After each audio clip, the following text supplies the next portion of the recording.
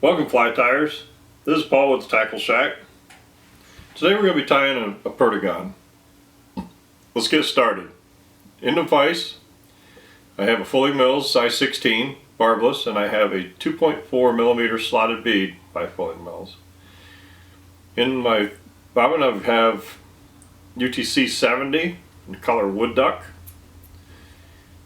We're going to put a base of thread down. I'm going to take it back to the curve of the hook. At this point, we're going to get some Col de Leon. And you don't have to go extremely heavy with this. I'm going to say 5-6 fibers, something about like that. And what we're going to do is we're going to place this on the side of the hook, because it's going to want to roll. Get a couple of catch it, and at this point I'm going to adjust it to the length that I want the tail. And generally you want that just about length of the shank. May pull just a little more forward.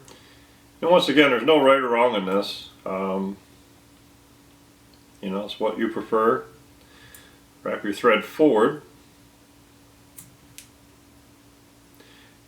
I like to cut the fibers just a little bit shy of the bead, because they have a tendency to be long anyway.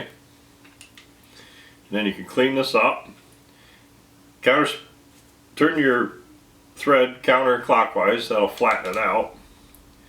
As you wrap, you have a tendency to take and tighten up your thread. And so we're going to do one down for a base, one back to hold the Col de Leon. And now you're going to notice I want to come back forward, and like I said, we don't want to build this up too much. And basically what we're going to work on trying to do here is to build up a taper. So I'm going to come back roughly 2/3, spin it again. I'm going to come back to the front. I'm going to come back roughly halfway. Give it a spin, bring it back forward, then I'll come back about 1/4 of the way. You can see how it's thin and starting to build up here towards the front. About 1/8, just kind of taper it that way. And you kind of get the feel too, and then it comes a point where you just wrap back down to smooth it all out. And right about there. Like I said, you don't want to build it up to where it's too much. We're going to use the whip finish tool. Don't have to get too crazy with this because we're going to be putting resin on it. And on this particular fly, I'm going to do a hot spot. So what I like to do is I like to have a bobbin threaded up to the side with my red. And we're going to do a few wraps of red right behind the bead.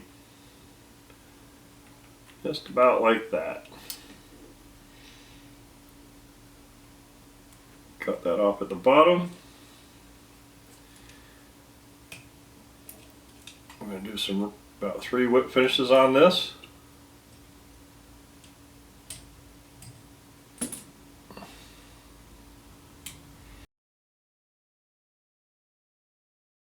So at this point we're going to take and we're going to apply some resin. We're going to put a drop on top. We're going to run it down that just a little bit.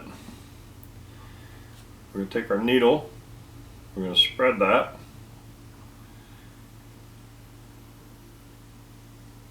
And what you can do is use this to take off some of your excess if you have it. You don't want to really get this too layered up. Once you have it at this point, we're going to hit it with our UV light. You don't want to hold this really close to your fly. You want to hold it away. See a lot of guys putting it really close. I did watch Solarez, and they basically said that's really not what you want to do. It cures too fast that way, so you need to kind of hold it back off. And if you want to bring it in, you know, later on in the cure, you can. And that's about it. And right there, we have a olive perdigon ready to go into the water. This is a really good one for catching very leery fish, clear water. I've had great luck with this fly. So all the materials will be at the end of this video. Appreciate you watching. All the materials are also available in store and online, shoptackleshack.com. Thank you.